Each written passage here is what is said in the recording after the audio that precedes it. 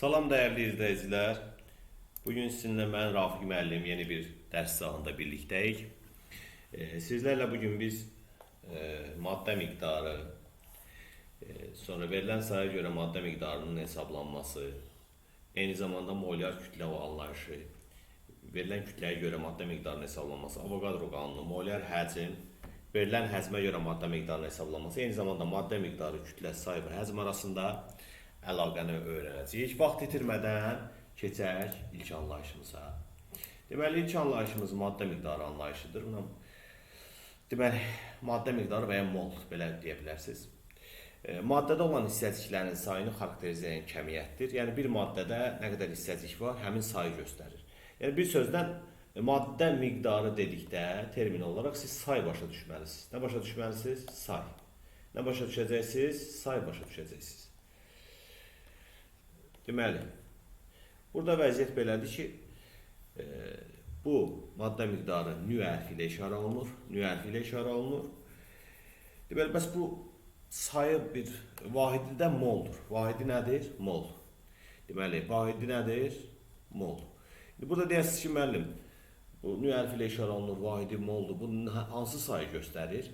Deməli, karbon 12 izotopunun 12 qramında olan atomların sayı bu qədərdir. Bu ədədə deyirlər Avogadro ədədi. Görürsünüz, bu belə bir sayı var. Təbii ki, bu böyük bir saydır, bu ədəd. Bu ədəd bu belə bir saydır. Çoxlu sıfırları olan, bu da belə gedirik, çoxlu sıfırları var. Çox böyük bir ədəddir. Deməli, bu nə deməkdir? Deməli, biz karbon 12 izotopunun 12 qramını götürsək, neçə qramını götürsək, yəni biz bu maddənin, bunun 12 qramını götürsək, onun içərisində bu qədər sayda karbon var. Bu qədər sayda karbon var. Təbii ki, bu sayla işləmək bizim üçün çətinlik törədir. Ona görə biz bu sayla işləmirik. Biz bu saya deyəcəyik 1 mol. Deməli, 1 mol demək nə deməkmiş? 1 mol demək 6,2 vur 10 üstü 23 dənə hissəcik deməkmiş. Aydındır? 1 mol demək nə deməkmiş? 6,2 vur 10 üstü 23 dənə hissəcik deməkmiş. Yəni, desəm ki, mənim 1 mol hidrogen molekulum var, deməli, mənim bu qədər sayda hidrogen molekulum var. Desəm ki, mənim 1 mol tutaq ki, su molekulum var, bu qədər sayda su molekulum var deməkdir. Yəni, bu aşağıda zaten bunu qeyd eləmişəm, 1 mol demək 6,2 vur 10 üstü 23 dənə struktur hissəcik deməkdir. Məsələn, molekul olar, atom olar, proton, neutron, elektron və s. Yəni, biz başa düşdük ki, maddə miqdarı sayı göstərir, vahidi moldur. 1 mol dedikdə də biz nə başa düşürük? 1 mol dedikdə biz başa düşürük ki, 6,2 vur 10 üstü 23 dənə hissəcikdən söhbət gedir. Yəni, 1 mol 1 molekul demək deyil, əzizlər. 1 mol 1 molekul deməkdir. Aydındır. Sənə məsələn desə ki, bizim 1 mol su molekulumuz var. Bu 1 dənə deməkdir. 1 dənə demək deyil. Bəs bu neçə dənə deməkdir? 6,2 vur 10 üstü 23 dənə deməkdir. Aydındır. Belə. Burada əsas biraz qarışdırır uşaqlar. 1 molu 1 dənə başa düşür. 1 mol 1 dənə deyil. 1 mol 6,2 vur 10 üstü 23 dənə hissəcik deməkdir. Əgər biri deyirsə ki, mənim 1 mol inəyim var, da belə şey mümkün deyil, tutaq ki, deyək. Mənim fermamda 1 mol inək var, bu 1 dənə inəkdir. 6,2 vur 10 üstü 23 dənə inəkdir və ya quzudur və ya qoyundur və s. Keçək yavaş-yavaş keçək iki misal üzərində demək istəyirəm. Məsələn, burada tutaq ki, bizə çalışmada belə bir sual verir.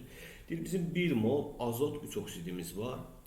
Burada molekul sayını istəyəcəm, atom sayını istəyəcəm. Tutaq ki, burada əgər söhbət 1 moldan gedirsə, yenə deyirəm. 1 mol demək 6,2 vur 10 üstü 23 dənə hissəcik deməkdir. Nə qədər?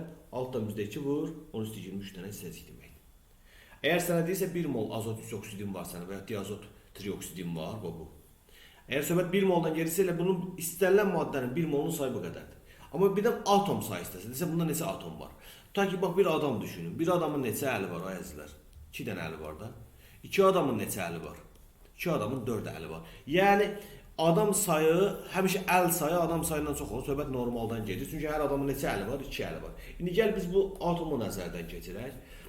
Burada 2 azotum var, 3 oksigenim var. Yəni, o zaman bunun bir dənəsində 5 atom görürəm də mən. 2 üstəgəl 3. Neçə atom görürəm? 5 atom. Bunun ikisi azot atomudur, 3'ü isə oksigen atomudur. O zaman atom sayı tapanda bu indeksləri nəzərə almalısan. Nəyi nəzərə almalısan? İndeksləri.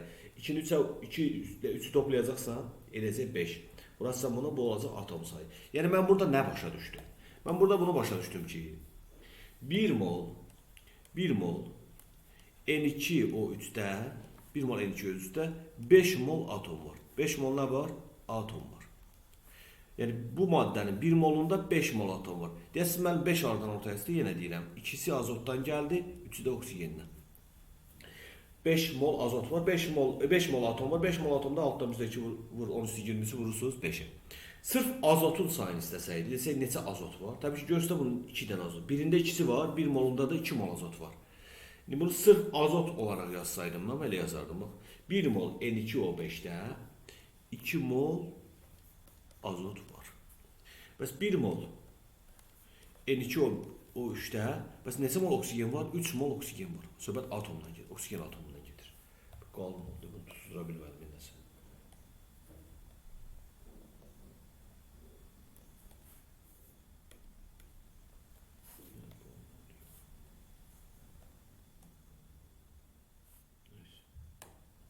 Gedər.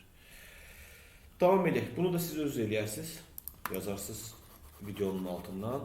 Bu çalışmada sizin için olsun. Bu çalışmada deyir 1 mol sulfat turşusunda deməli 1 mol sulfat turşusunda burada həll olubdur. Siz özünüz bunu həll etməyə çalışın, sonra aşağıya tutacağız. 1 mol sulfat turşusunda molekul sayı, atom sayı və s. və ilaxır bunları tapırsınız. Sonra bu suala baxaq. Sual belədir. 2 mol suda neçə molekul var? İstənilən maddənin 1 molunda molekul sayı nə qədər idi? 1 molunda molekul sayı 6,2 vur 10^23 idi. 2 mol sudan söhbət getmir. Su yazmaya X yazaq. Fərqi yoxdur burada. Sudur, sulfat turşusudur, duzdur, heç bir fərqi yoxdur. İstənilən şeyin 1 molu 6,2 vur 10^23-dən istədik deməkdir. Eyni qayda burada sizin üçün əlləmişəm. Və yaxud da bunu bəzən görürsünüz ki, NA ilə göstərirlər. Çünki bu say nədir? Avogadro ədədi, NA-dır. 6,2 vur 10^23 NA-dır, Avogadro ədədidir. Ona görə bəzən onu elə göstərirlər. Silək bunları. Bunları silək. Davam eləyək. Aha. Bu çalışmalara özü baxarsınız. Deyəsiniz ki, müəllim, niyə burada bunu belə vermişsiniz? Burada NA ilə vermişsiniz. Bəzən görürsünüz ki, testlərdə cavabı belə ədədlə verir, bəzən də NA ilə verir. Məsələn, desəydi 2 molsun neçə molekuldur? Bunu sən 13-dən %4 vur 10^23. Bunu standart şəklə salıb 1,204 vur 10^24 şəklində də yaza bilərsiniz. Cavab belə də ola bilər. Və 2 NA şəklində də verilə bilər. İndi burada yenə sizə bir sayı verib. Bu səfər sayı vermişik, nə istəyirik? Burada bu qədər sayda sulfat turşusu neçə moldur soruşur. Bu da eyni qaydada. 1 mol 6,2 vur 10^23 deyil. 6,2 vur 10^23 1 moldursa, 3,1 vur 10^23-də 2 dəfə azdır, o da olacaq, tapacaq yarısı, yəni 0,5 mol. Başqa bir sual, 1,5 mol suda neçə atom var? Atom deyirsə, indeksləri nəzərə almalısın. Atom deyirsə, indeksləri nəzərə almalısın. Təbii ki, burada bunu sizin üçün əldə eləmişik. 1 mol suda indeksləri nəzərə almaq şəkli 3 mol atom var, 3 NA deyək. 1,5-də də X deyib, X taparsan 4 NA. NA desə, say, konkret sayı denən bərabərdir. 4,5 vur, 6,2 vur, 10^23. Bunu da buna vurub bir ədəd alarsınız. Sonra başqa bir misal. Burada çoxlu misallar var. Bunları təbii ki, videonu saxlayın, əvvəlcə özünüz həll etməyə çalışın. Sonra həllinə də baxa bilərsiniz. Məsələn, 5-ci çalışmaya baxın. 5-ci çalışmada bizə bu qədər sayda atomu olan H2S-də neçə moldur deyir. Bunu öz həll etməyə çalışın. Sonra həllini də indi sizə göstərəcəm. Həlli də bu şəkildədir. Söhbət atomun sayı deyirsə, indeksləri nəzərə almalısın. 2 hidrogen, 1 kükürt var, 3 eləyir. 3-ü vurursan, 6,2 vurursun. Bu 1 mol H2S-də olandır. Yəni, bu maddənin 1 molunda 3 mol atom var da, belə deyək. İndi, bu say neçə molda var? Buradan rahat görsənir əslində, bu bundan yarısıdır. 3-ü vuranda bu ədədə, bunu vurum. Sizin üçün yazın. Burada birbaşa yazmışam. Bu ədəd var, 3 vurulsun 6,3. Bu eləyir 18,6 vur 10^23. O da 9,3 vur 10^23-ün 2 mislidir. Yəni, birin də yarısı X eləyəcək 0,5. Belə. Keçək indi bizi davam edək. Demək, keçək növbəti anlayışımıza. Növbəti anlayışımız deyir, verilən saya görə maddə miqdarının hesablanması. Yəni, sizə bir müəyyən bir say verə, deyər ki, neçə moldur? Burada belə bir düstur deyirlər. Bu düstur əslində uydurmadır. Belə bir düstur bu uydurmadır. Tənasübdən çıxır. Deyir, göstərəcəm necə çıxır tənasübdən.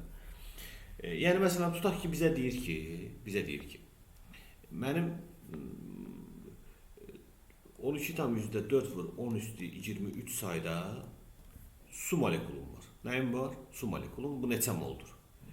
H2O neçə moldur soruşur. Neçə moldur soruşur məndən. Neçə moldur. Burada normalda istənilən maddənin 1 molu nə qədərdir? 6,2 vur 10 üstü 23'dür. X moldakı 12,4 vur 10 üstü 23 olub. Buradan tənasüblə x tapırsan, x bərabər olur 12,4 bölünsün 6,2 vur 10 üstü 23'dən x-lar gedəcək zaten. İndi mən sizdən soruşsun. Bu x-ə nü deyibdir. Və bu nü bu x-dir. 13,4 vur 10 üstü 23 mənə verilən saydı. Bu da bu. Verilən saydı.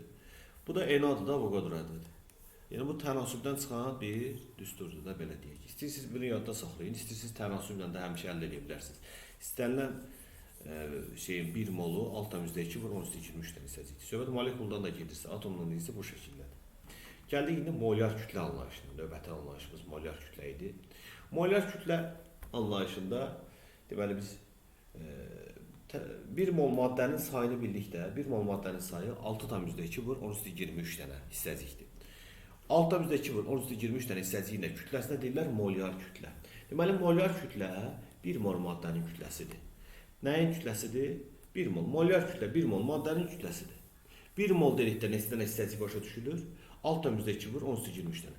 Məsələn, 6,2 vur 10 üstü 23 dənə H2O götürsəm, təbii ki bu nə olacaq? 1 mol H2O. 1 mol H2O olacaq. Yəni 1 mol su olacaq. Bunun da kütləsi olacaq molyar kütlə. Nə olacaq? Molyar kütlə. Böyük M hərfi ilə işarə olunur. Vahidi qram böl moldur. Niyə qram böl mol? Çünki 1 molun kütləsidir ona görə. 1 molun kütləsi olduğu üçün kütlənin vahidi qramdır öz yerində. Bir də 1 molsunu hesabladığın üçün də qram böl mol bunun vahidi olur. Böyük M hərfi ilə işarə olunur. Böyük M hərfi ilə işarə olunur. Adətən molyar kütlə ədədi qiymətcə molyar nisbi molyar kütləsi və nisbi atom kütləsinə bərabər olur. Sadəcə olaraq nisbi molyar kütləsində vahid yoxdur, molyar kütlədə vahid var da. Yəni sənə desə ki, suyun bir molyar kütləsi 18 qram bölü moldur. Bu bir dənə sudan söhbət getmir, mənim əzizlərim. Dəyərli izləyicilər. Burada bir dənə sudan su söhbət etmir. Bir dənə suyu heç adi gözlə görə bilməzsiniz, mikroskopla görə bilməzsiniz. Çox kiçik bir hissəcikdir. Yəni su molekulunu görmək üçün ən müasir texnologiyalardan falan istifadə edirlər. O da görünər, görünməz, bu bəlli deyil. Yəni burada 18 qram kifayət qədər böyük bir kütlədir. Yəni ovucunuzun içində tutsaz 18 qramı konkret hiss edəcəksiniz bu kütləsini. O bir dənə suyun kütləsi ola bilməz axı. 18 qram yəni 6,2 vur 10 üstü 23 dənə suyun kütləsi. Deyəsən mən bunu neçə dəfə dediniz? Bunu dəfələrlə deyirəm çünki burada problem yaşayır bir çox şagirdimiz. Deməli 1 mol su dedikdə 1 mol su 18 qramdır dedikdə 6,2 vur 10 üstü 23 dənə sudan söhbət gedir. Məsələn, karbonun nisbi atom kütləsi 12 idi. Deməli 1 mol karbon 12 qramdır. Yəni 6,2 vur 10 üstü 23 dənə karbon 12 qramdır. Davam edək. Bəs yaxşı bir molekulun kütləsini nətər taparıq? Çox rahat taparıq. Molyar kütləni n-yə bölməklə taparsan. M0 burada bir molekulun kütləsidir. Bu da uydurma şeydir. Hardan çıxır? Demir karbonun molyar kütləsi 12 qramdır. Deməli 6,2 vur 10 üstü 23 dənə karbon 12 qramdır. 6,2 vur 10 üstü 23 dənə karbon neçə qramdır? 12 qramdır. O zaman mənə bir dənə karbon lazımdır neçə qram oldu? Ona da bir M0 deyək. Burada M0 nəyə bərabərdir? 1 vur 12 bölünsün 6,2 vur 10 üstü 23. Bu 12 zaten karbonun molyar kütləsi idi. Karbonun molyar kütləsini böldüm n-aya da. Yəni maddənin istənilən bir istər molekul olsun, istər atom olsun, molyar kütləsini n-aya böləndə onun bir molekulunun, bir dənə hissəciyinin kütləsini taparsan. Bir hissəcik. Molekulsa molekul, atomsa atom. Aydındır? Belə. Burada bir misal da var. Su molekulunun kütlesi. Təbii ki, su molekulunun kütlesini, bax, suyun molyar kütlesini n-aya bölmüşük burada. Belə. Təqribən qiymət alınıbdır burada. Təbii ki, tam. İndi verilən kütləyə görə maddə miqdarının hesablanması. Tutaq ki, biz bir maddənin molyar kütlesini bilirik. Yəni, maddənin 1 molunun kütlesini bilirik. Bu da uydurmadır uşaqlar. Bu da tənasübdən çıxır. Uydurma bir düsturdur bu. Deyəsin, necə yəni uydurmadır? Göstərim sizin. Sual belədir. 9 qram su neçə moldur? Suyun da molyar kütləsini verir mənə. 1 mol su özü mənə verib ki, burada molar kütlənin 18 qramdır. Neçə qramdır? 18. İndi mənə deyir ki, 9 qram su neçə moldur? X molu da 9 qram. İndi buradan X hesablayanda 9'u bölməliyəm 18'e. Bu 9 verilən kütlədir. 18'dən molar kütlədir. Yəni verilən kütləni molar kütləyə böləndə neçə mol olduğu ortaya çıxır da. Bunu zaten mən tənasüblə də eləyə bilirəm. İstəyirsiniz üstünlə də eləyə bilərsiniz. Heç bir fərqi yoxdur. Bu da verilən kütləyə görə maddə miqdarının hesablanması. Yəni başqa bir məsələ qoymuşuq. Gəldik Avogadro qanununa. Avogadro qanunu təməl qanunlardan biridir. Nə mənada? Bizim bu ümumiyyətlə kimya anlayışlarda çox işimizə yarayır. Maddə miqdarı Avogadro qanunu dərsin adını zaten belə də qoyurlar. Nədir? Bu Avogadro qanununda nə deyilir? Deyir, eyni şəraitdə. Burada şərait deyəndə temperatur və təzyiq. Yəni sabitdir. Yəni elə bir şey düşünün ki, yəni bu Lənkəranda da belədir, Mingəçevirdə də belədir, Bakıda da belədir, Şəkidə də belədir, Qazaxda da belədir, Gəncədə də belədir. Yəni bir şəraiti eyni qoymuşam. Deməli, təzyiq eynidir, temperatur da eynidir. Müxtəlif qazların, nəyin müxtəlif qazlar. Məsələn, hidrogen qazı, azot qazı, oksigen qazı, karbon qazı, müxtəlif qazlar, helyum qazı. Bərabər həcmlərində, yəni müəyyən bir həcm qaz götürürəm, məsələn bir dənə belə şar götürürəm, şarın 3-4 dənə şardır, 3-4 dənə şardır, belə şarların bərabər həcmlərində, həcmlər bərabərdir. Bunun da həcmi V-dir, bu da V-dir, bu da V-dir. Bura amma oksigen qazı yığmışam, bura azot qazı yığmışam, bura məsələn hidrogen qazı yığmışam. 3 müxtəlif qazı yığmışam, eyni həcmli qaba, şara, nə bilim şüşəyə, hər hansı bir şeyə yığmışam. Bərabər həcmdə, deməli bu qabın həcmi var, bərabər həcmdə, bərabər sayda molekullar olur. Nə qədər molekul olur? Bərabər sayda. Demək istəyir ki, burada nə qədər oksigen varsa, burada da o qədər azot var, burada da o qədər hidrogen var. Yəni bunları burada doldurmuşam, dolub da qab dolub. Müəyyən təzyiq var, müəyyən bir temperatur var. Mən bu artıq hidrogeni doldurdum da hidrogen bura getmir. Azotdan da doldurdum bu qabı da bu azot bura getmirsə da bağlandı da getmir. Hidrogen də, oksigen də bura doldu da getmir. Sıxmıram da təbii ki, müəyyən bir təzyiqə qədər sıxıram. Deyək axı təzyiq sabit. Müəyyən təzyiqə qədər oksigeni buna yerləşdirdim, azotu və hidrogeni. Götürüb onları bir-bir saysam, təbii ki, bir-bir sayma olmaz. Görərəm ki, burada nə qədər oksigen molekulu varsa, burada da o qədər azot molekulu var, burada da o qədər hidrogen molekulu var. Deməli, bərabər həcmlərdə, bərabər sayda molekul olur. Birisi də say demək mol deməkdir. Bayaq dedik axı, 1 mol demək nə deməkdir? 1 mol demək nə deməkdir? 6,2 vur, 10^23 dənə hissəcik deməkdir, elə. O zaman əgər saylar bərabərsə, deməli mollar bərabərdir. Onda belə çıxır ki, bərabər temperatur şəraitdə, bərabər həcmdə, bərabər mollarda bərabər həcmlər olur. Yəni, eyni şəraitdə, bərabər sayda molda qaz molekullarının tutduqları həcmlərlə bərabərdir. Söhbət şəraitdən gedir. Yəni, mən birdən təzyiqi dəyişərəm, dəyişilər, yəni. Söhbət, təzyiq gərək eyni təzyiq olsun, eyni temperatur olsun. Söhbət bundan gedir. Bu, eyni zamanda təkcə bir qaz yox, qaz qarışıqlarına da aiddir bu qayda. Biz isə molar həcmdən danışacağıq. Yəni, molar həcm adından da bəlli olduğu kimi 1 mol maddənin həcmi molar həcmdir. Bir də şəraitdə, normal şəraitdə. Normal şərait nədir? Temperatur 273 Kelvin və yaxud da 0 dərəcə Selsi. Təzyiq 0,1 megapascal və yaxud da 1 atmosfer. Yəni, hansı cinsdən götürməkdən asılı olmayaraq. Siz Kelvin cinsindən temperatur götürsən Selsi, bunu da istəyirsən Pascal, bunu atmosfer təzyiq cinsindən götür. İstənilən qazın və ya qaz qarışığının 1 molun həcmi təqribən bu qədər tutur. Bu da buradan çıxır. PV bərabərdir. NÜRT-dən tapılır bu. Bu dəqiqə bunu tapmayacağıq. Sizin üçün. Təqribən 22,4 litr həcm olur. Təbii ki, bu hansı şəraitdə olur? 1 atmosfer təzyiqdə və hansı temperaturda? 0 dərəcə temperaturda. 1 atmosfer təzyiq və 0 dərəcə temperaturda. Yəni, biz elə bir şərait yarada bilərik ki, 1 mol qaz, söhbət normal şəraitdə idi. Normal deyil, başqa bir şərait var. 1 mol qaz, istənilən qazın 1 molu 5 litr həcm tutar. Və yaxud da başqa şəraiti dəyişərəm, 1 mol qazın həcmi olar, 23 litr. Aydındır. Yəni şəraitdən asılı olaraq 1 mol qaz hissəciyinin tutduğu həcmdə dəyişə bilər. Nə mənada? Baxır da indi, mən bura nə qədər təzyiqlə sıxıram. Elə bir ki, biri mənim yuxarıdan tutub belə oturmuşam, biraz kobud izah olacaq. Bəlkə biri oturub, bir adam yerə oturub. Yuxarıdan biri onu sıxır, qoymur durmağa. Bu təbii ki, yuxarıdan sıxan qüvvəni azalsa, bu qalxacaq da yavaş-yavaş yuxarıya. Aydındır. Elə ki, bir süngəri sıxın siz, süngərin üstündən basın əlinizi. Nə qədər güclü basırsan daha az həzm tutur da. Mən təzyiqi azaldıram. Yəni ona sıxdığım qüvvəni azaldıram da mən süngər yavaş-yavaş belə öz əvvəlki vəziyyətinə qayıtmaq istəyirdim. Yəni biraz daha böyüyür də, daha çox həzm tutur. O da təzyiq və temperatur çox mühüm rol oynayır bu məsələlərdə. Deməli, 1 mol normal şəraitdə 1 mol karbon qazı bu qədər həzm tutur, 2 mol oksigen bu qədər həzm tutur. Yəni söhbət normal şəraitdən gedir. Yenə deyirəm, normal şəraitdə təzyiq olmalıdır. Təzyiq və temperaturun qiymətləri yuxarıda qeyd eləmişdik də. Təzyiq 1 atmosfer, temperatur da 0 dərəcə Selsi. Verilən həzmə görə maddə miqdarının hesablanması. Biz burada təbii ki biz normal şərait üçün bunu yazmışıq. Normal şəraitdə verilən həzmi maddə molar həzmə böləndə maddə miqdarı çıxır ortaya. Bu deyəsən mənim bu normal şəraitdə belədir, başqa şəraitdə nətər olar? Tutaq ki belə bir şərait var, başqa şərait deyək də, başqa şərait. Orada 1 mol qazın həzmi həmin şəraitdə, yəni həmin temperatur və təzyiqdə deyək ki 10 litrdir. O zaman sənə bir 500 litr qaz veribsə, onu desə neçə moldur, o zaman 500-ü ona böləsən də. Burada niyə 22-14-ə bölürəm? Çünki bu normal şərait üçün verilib. Başqa bir şəraitdə, yəni məsələn 1 mol qazın 10 litr olduğu bir şəraitdə, başqa bir şərait, yəni temperatur və təzyiq başqa olan şəraitdə sənə 500 litr qaz veribsə, desə neçə moldur, 500-ü ona böləsən. Bu da normal şərait deyil. Bunlar hamısı normal şərait üçün yazılmış nümunələrdir. Çünki 5-10-6 oksigen neçə moldur soruşur, bölürsən 0,25 mol. Tənasüblə də elə bilərsən təbii ki. Bu da xüsusi bir qeyd qoymuşam.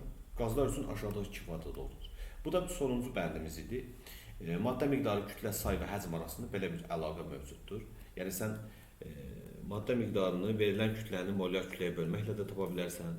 Verilən sayı Avogadro ədədinə bölməklə də tapa bilərsən. Verilən həcmi həmin şəraitdəki 1 mol həcmdə də bölməklə, molyar həcmə bölməklə də tapa bilərsən. Bunlar arasında belə bir əlaqə var. Nətər bir əlaqə var? Yəni sən maddə miqdarını bilsən, normal şəraitdə, indi burada normal eyni şərait deyək, biraz bu da qiymət verir.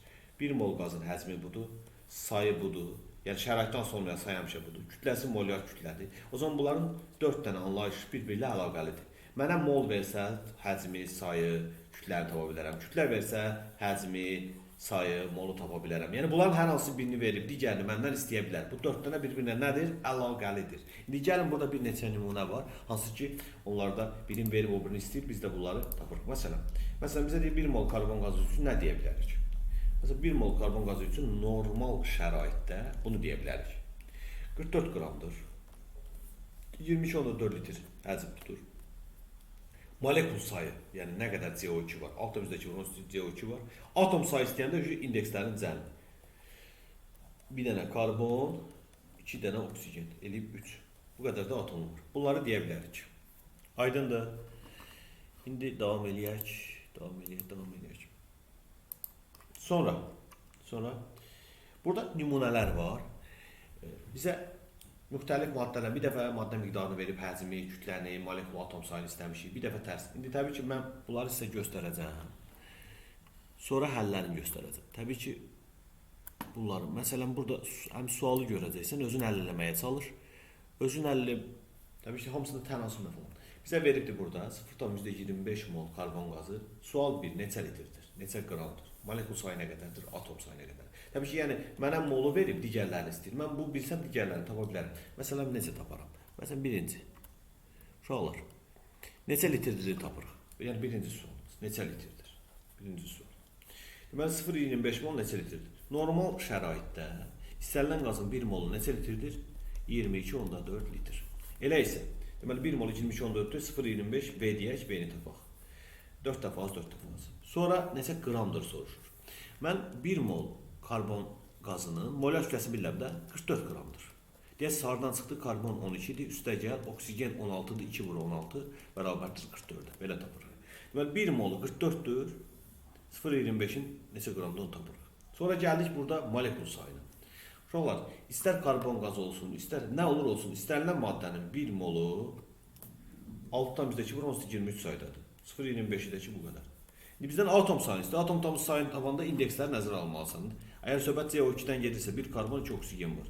Deməli 1 molda 3 vur, altdan bizdəki vur 23 dənə atom var. 0,25-də nə qədər var? Adi tənasüb kimi həll edirsən, gedir. İkinci məsələyə baxaq. İndi həcm verib. Həcm. Deyir 5.6 litr karbon qazı neçə moldur, neçə qramdır, molekul sayı nə qədərdir, atom sayı nə qədərdir. Təbii ki, bunu da özünüz həll eləməyə çalışın. Mən sizə həm də bunun həllərini göstərəcəm burada. Həm neçə mol olduğu, neçə qram olduğu, molekul sayı, atom sayı. Hər dördünü necə tənasüb qurulub həll olunub, onları göstərmişəm burada. Sonra bu səfər kütlə verib. Deyir 16 qram SO2 kükürt 4 oksid və ya kükürt dioksid. Neçə moldur, neçə litrdir, molekul sayı nə qədərdir, atom sayı nə qədərdir. Heç bu aşağı getmədən gəlin buradan yazaq. Molyar kütlə SO2 bərabərdir 64 qram böl mol. Bunu bil. Bir də ki, bu qazdır. Söhbət də normal şəraitdən gedirsə əgər. Başlayaq. Birinci neçə moldur soruşur. Deməli, 64 qram SO2 1 moldur. Neçə moldur? 1 mol. Bizə nə qədər verib? 16 qram. 16 qrama bir x deyərəm, x-i taparım burada. 4 dəfə az, 4 dəfə az. 0'dan bizdə 25. Bu birinci. Yəni birinci sualın cavabını tapdıq. Keçək ikinciyə. Neçə litrdir? İstənilən, yəni normal şəraitdə istənilən qazın 1 molu 22.4 litrdir. Və bunun 1 molu da 64 qramdır. Yəni 64 qram SO2 22.4 litrdir. 16 qramı nə qədərdir? Ona bir y deyək. Deyəsiniz müəllim, biz burada olmaz elə molla işləyək. Nəyimə lazım axı molla işləyirəm? Kütlə verib, kütlə ilə işləyirəm də. 69 qramı bunun, yəni 1 molu 23.4 litrdir. Mənə 16 verib, 16'sı da y tutar 7 tapıram. Gələm üçüncüyə. Deyir molekul sayı. Molekul sayı. Bunun 64 qramında, 64 qram SO2-də, yəni 1 molunda. 1 molun sayı nə qədərdir? Altdan bizdə 2 vur, 10 üstü 23. Mənə neçə qram verib? 16 qram. 16 qramın sayı 4 dəfə az, 4 dəfə az. Bunu 4-ə böləndə 1,505 vur 10 üstü 23. Bu da bunu 4 dəfə az. Sonra dördüncü nəyi tapmalıyam? Atom sayı tapmalıyam. Atom sayı tapmaq üçün molekul sayını vurmalıyam 3'ə də. Çünki bir kükürdü var, 2 oksigeni. İşte bu ədədi vurursa qutasını geçsin. Bu da oldu atom sayı. Belə əzizlər, növbəti sualda sizə göstərim. Bunları təbii ki, özünüz həll etməyə çalışasınız. Burada molekul sayını verib digərlərini istəyir. Buna baxarsınız, bu sizin olsun tapşırığınız. Bunu işləyərsiniz. Təbii ki, altda həllini də göstərəcəm sizə. Təbii ki, videonu saxlayın, baxın. Tapşırıq həlli də buradadır. Bunun həllini də göstərəcəm sizə. Bu da sizin üçün tapşırıq olsun. Bu da olsun tapşırıq 2. Bu səfər də atom sayı verib kloritursunda molunu soruşur, litrin, qramın neçə molekul olduğunu və s. bunları istəyir. Bunları da özünüz taparsınız. Təbii ki, burada 50 yolunu da sizə göstərirəm. Bura qədər, bugünkü dərsimiz bura qədər. Baxaq görə bugün biz hansı anlayışlarla tanış olduq. Bugün biz sizinlə maddə miqdarını öyrəndik. Maddə miqdarı nədir onu öyrəndik. Maddə miqdarı deməli 1 mol maddənin miqdarını göstərən, sayını göstərən ifadə imiş, vahidi mol imiş. Sonra verilən sayıya görə maddə miqdarının hesablanmasını öyrəndik. Sonra molyar kütlə anlayışını öyrəndik. Sonra verilən kütləyə görə maddə miqdarının hesablanmasını öyrəndik. Avogadro qanununu analiz elədik, molyar həcmdən danışdıq, verilən həcmə görə maddə miqdarının hesablanmasından danışdıq və maddə miqdarı, kütlə, sayı və həcm arasında əlaqəyə əsasən biri verdikdə digərlərini necə tapmaq olar, onlara baxdıq, onların üzərində misallara baxdıq. Hələlik sağ olun, salamat qalın. Videonu bəyənib paylaşmağı unutmayın ki, daha çox şagird, daha çox insan faydalansın. İzləmədə qalın, dərslərimiz davam edəcək.